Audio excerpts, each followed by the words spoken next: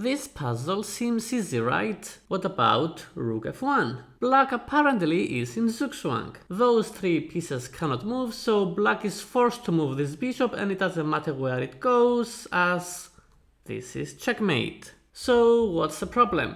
Well, the problem comes in the description of this puzzle. This is a chess 960 puzzle. I believe most of you are familiar with this variant, where instead of having the normal starting position, the pieces are randomly placed in the first rank and of course are mirrored for the black side, with the only constraints that the two bishops are in opposite color squares and the king is somewhere in between the two rooks. And of course this creates some interesting castling situations. For example, in this position white can castle on the first move. And the fact that this is a chess 960 puzzle, combined with the fact that in puzzles you always have to assume that castling is allowed unless there is evidence that it is illegal, it's what makes this puzzle a bit more tricky. Because after rook f1, black can simply castle. We have no reason to assume that those two pieces have moved before. If we look at the white side, there is nothing on those two squares, so this king could have been initially here and then moved to this square.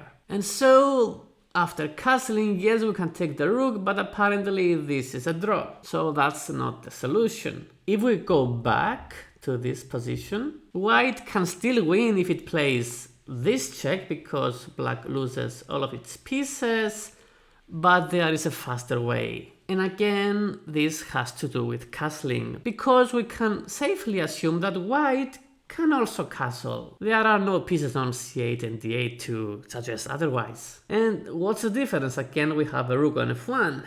But this time, black cannot castle. And let me try to explain this as simple as possible. So if white can castle, that means that the white king started on c1 and thus the black king has started on c8.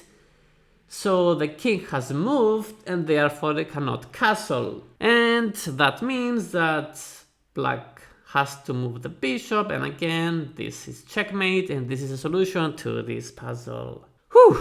That was difficult to explain, but I hope you understood it and also that you enjoyed it as much as I do. But anyway, for today, that was it. Thanks for watching. See you in the next one.